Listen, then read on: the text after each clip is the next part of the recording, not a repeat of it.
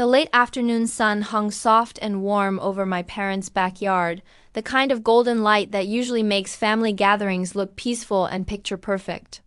From the moment I stepped through the gate, though, I felt that familiar rush of noise and movement that only happened once a year, when every relative in the family tree squeezed into the same yard. The place was already overflowing with people I barely saw except during these reunions. The smell of grilled meat drifted through the air while loud laughter rose and fell like waves around me. Uncle Mike stood at the grill, flipping burgers with the same proud focus he brought every summer. The smoke curled up around him while Aunt Teresa arranged bowls of her famous potato salad on the table like it was the crown jewel of the whole meal. My cousins darted across the lawn chasing each other, screaming, playing tag, tripping over toys, and getting grass stains on their clothes. The adults huddled in little groups, talking over one another and catching up on an entire year of life in a single afternoon. It was hectic, loud, messy, and exactly what this gathering always looked like. I stood by the drink table trying to look put together in my new navy dress. I had bought it specifically for today, wanting to look presentable after driving 3 long hours just to be here for the yearly reunion at my parents' home. I took a slow breath, smoothing the fabric at my waist, hoping to stay invisible enough to survive the day without drama. Then Vanessa arrived. My sister always made an entrance. Even before I saw her, I heard her loud laugh cut through the chatter. She swept into the yard with her husband and 3 kids trailing behind her like she owned the space. People turned to greet her as she pulled them into big hugs, telling jokes and raising her voice just enough to make sure her arrival didn't go unnoticed. She glanced at me once, quick and cold, no smile, no wave, her eyes sliding right over me, like I was just another decoration in the yard. Her daughter Sophie, 7 years old and already her mother's mirror image, spotted the drink table and sprinted straight toward me. I stepped aside to make room for her, but she grabbed a cup of bright red fruit punch, stared at me with an expression far too knowing for a child her age, and threw it across my chest before I even had time to move. The liquid hit me hard, cold and sticky, splashing down my face and soaking into my dress. The red stain spread fast across the navy fabric, bright and sharp like a wound. Conversations around the yard stopped dead, and for 2 full seconds the entire place went silent. Then Sophie shouted, loud enough for the whole neighborhood to hear, saying exactly what she had been taught at home. And just like that, the silence collapsed into loud, genuine laughter. Not the polite kind. Real laughter. Uncle Mike doubled over so hard he nearly let the spatula slip from his hands. Aunt Teresa covered her mouth, but her shoulders shook anyway. My cousins exchanged knowing looks and grins like they had been waiting for a show. Across the yard, Vanessa stood near the patio with her arms crossed, smiling like this was the funniest moment of the day. She didn't correct Sophie. She didn't scold her. She didn't even pretend to be embarrassed. She just watched, pleased, letting everyone laugh while the juice dripped down my face and chest. I stood frozen for a heartbeat, feeling 30 pairs of eyes locked on me. Then I reached for a napkin from the table, dabbed at my soaked dress with slow, steady movements, and looked directly at Sophie. Her expression matched her mother's, exactly smug and satisfied. I gave her a small smile and whispered that accidents happen. Then, without raising my voice or causing a scene, I turned around and walked to my car. No goodbye. No explanation, no apology begged for. I simply left. The 3-hour drive home felt longer than usual. I replayed everything: Sophie's voice, the laughter, Vanessa's smile. By the time I pulled into my driveway at 9 p.m., the stain on my dress had already dried into a dark, ugly mark. I tossed the ruined dress in the trash and stood under a long, hot shower, rinsing the sticky juice from my skin along with the humiliation. When I finally sat down at my desk, I opened my laptop and pulled up the mortgage documents I had kept stored in a folder I hoped I'd never need. I had been adopted at age 4 after losing my biological parents in a car accident. Mom, my real mom in every way that mattered, had taken me in along with Dad. They raised me alongside their biological daughter, Vanessa, who was 2 years older and determined from the start to make sure I knew exactly where I stood. She reminded me constantly that she was real family and I was the outsider, the charity case, the one taken in out of pity. As we grew up, that attitude only sharpened. She introduced me to her friends as the girl her parents adopted, never her sister. When I graduated college with honors, she dismissed it as an advantage I supposedly had because schools liked diversity stories.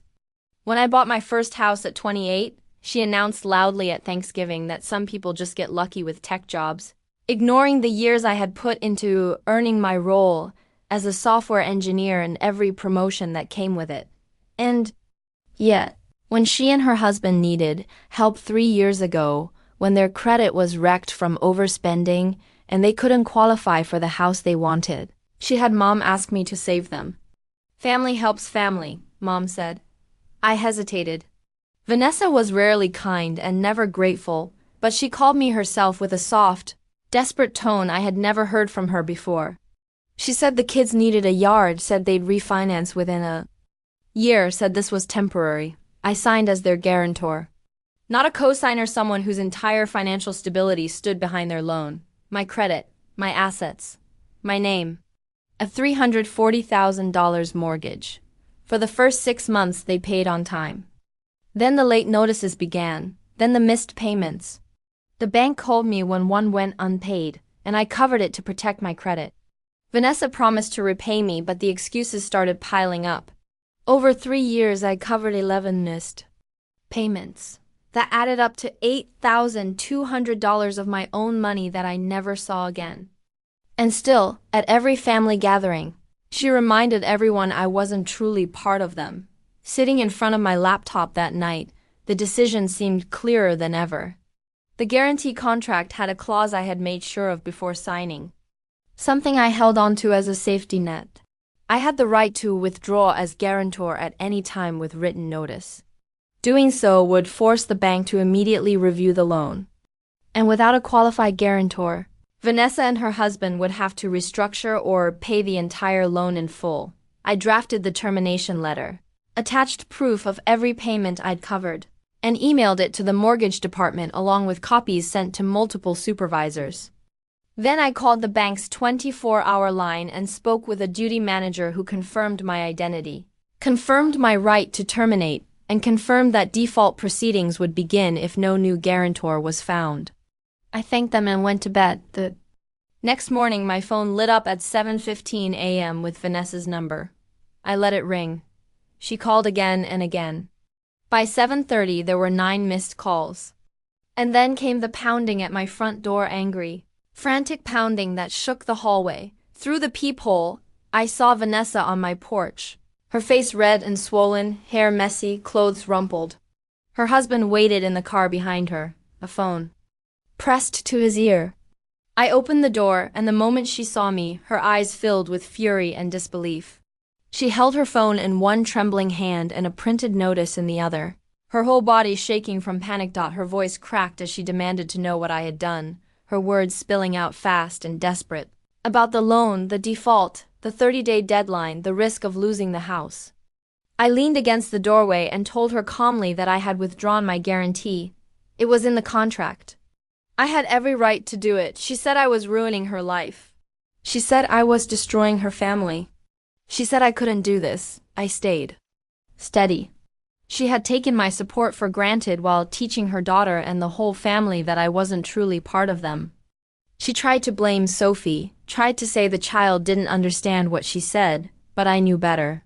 Sophie had repeated exactly what she had been taught. And while Vanessa worked so hard to make sure everyone saw me as the outsider, I had been quietly holding up her mortgage in the background. I looked her in the eye and told her the truth. I was covering your missed payments, $8,200 over 3 years. Vanessa, money you never paid back, money you never even acknowledged. Her husband got out of the car and walked up behind her. This is insane. You're going to make our kid homeless over a stupid comment. I'm not making anyone homeless. I'm stopping enabling you. You bought a house you couldn't afford. You needed my credit to qualify. You've been chronically late with payments and I've been covering them. That ends now. Vanessa's voice went shrill. Mom and Dad are going to hear about this. They already know. I sent them a copy of the termination letter last night. That stopped her. Yo hit? I wanted them to understand why I'm doing this. I included documentation of all the payments I've covered. All the times you called them instead of me when rent was due. And all the family gatherings where you made sure everyone knew I wasn't really one of you. Her husband grabbed her arm. Come on, we need to call the bank. Figure out our options. Vanessa jerked away from him, her eyes wild. You can't do this. Your family. I looked at her, this woman who has spent our entire lives making sure I knew I wasn't, and felt something settle in my chest. No, Vanessa. According to you, I'm not. I'm just someone your parents took in, not really family. Remember? That's what you told Sophie. That's what you've been telling everyone for years. So, why would I guarantee a mortgage for someone who's not really my family? I didn't mean it like that. You meant it exactly like that. You've meant it our entire lives. You just didn't think there would be consequences. Please. She was crying no. Mascara tears running down her face. We'll lose everything. The kids will have to change schools. We'll have to move in with my in-laws. Please. I'm sorry. I'm sorry about the juice. I'm sorry about what Sophie said. Just fix this. I can't fix it. Even if I wanted to, which I don't. I've already terminated the guarantee. It's done. That bank processed it. You'll need to find another guarantor, restructure, or sell. Who else is going to guarantee a mortgage for us? We have terrible credit. Then maybe you should have treated the person who did guarantee it with basic respect. Maybe you shouldn't have taught your daughter to throw Jewish in me and announce, I'm not really family in front of everyone we know. Her husband pulled her away from my door. We're leaving. This isn't working. We need to focus on solutions. Vanessa looked back at me as he guided her to the car. You're really doing this? You're really going to destroy us? I'm not destroying anything. I'm just no longer holding it up. There's a difference. They drove away. I closed my door, finished getting ready for work, and left for the office. By noon, my phone had blown up. Mom had called 6 times, Dad 3 times, Aunt Antera twice, Uncle Mike once. Various cousins had texted asking what was happening. The family group chat was exploding with messages. I'd been removed from it at some point that morning, but my parents forward me screenshots. Vanessa had posted, some people show their true colors when you need them most. Family is supposed to stick together, but apparently some people only care about revenge. The responses were mixed. Some people sympathized with her. Others asked what had actually happened. A few asked pointed questions about the mortgage guarantee they hadn't known about. My mother called again. I answered this time, What have you done? Her voice was tight. Vanessa is hysterical. She's going to lose her house. She's going to lose the house I've been helping her pay for while she treated me like an outsider at every family gathering. She didn't mean anything by that. That's just sibling rivalry. Sibling rivalry is fighting over toys or competing for attention. What Vanessa did was spend 28 years making sure everyone knew I didn't truly belong. And I spent 3 years covering $8,000 of her missed mortgage payments while she did it. That's no rivalry. That's me being taken for granted. She has children. Yuri hurting innocent kids. Those innocent kids watch their mother encourage their sister to publicly humiliate me. Safi is 7 years old and she already knows that, whoever isn't real family. That's what Vanessa is teaching them. I'm just no longer financially supporting it. You're being cruel. I'm being consistent. She said I'm not real life family. Fine. Then she doesn't get family support. Simple. This isn't how family works. You're right. In real families, people don't tell. Adopted children, they don't belong. They don't law when their kids throw juice on their siblings. They don't take $8,000 of covered payments without acknowledgement or gratitude. But this is how our family works, apparently.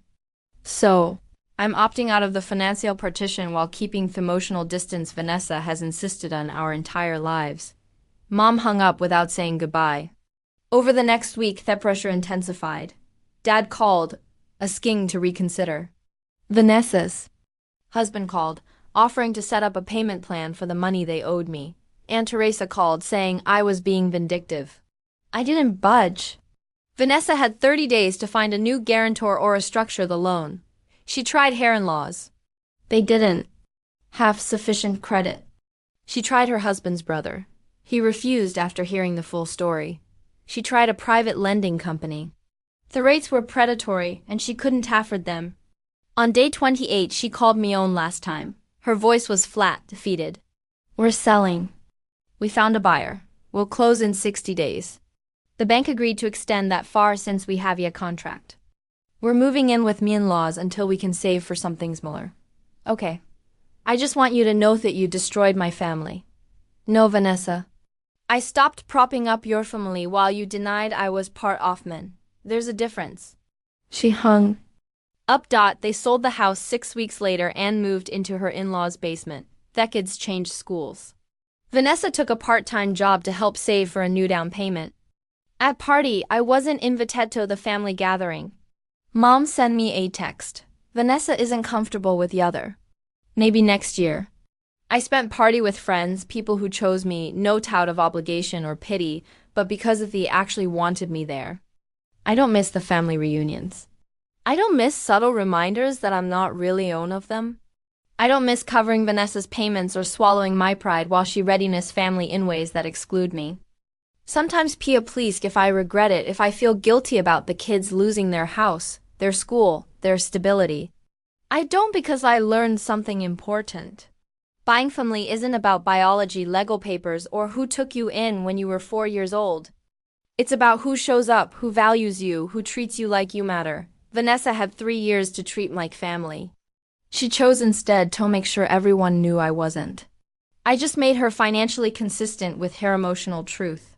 She said, I wasn't truly family. I believed her. And families don't guarantee mortgages for people who aren't really family. Simply as that.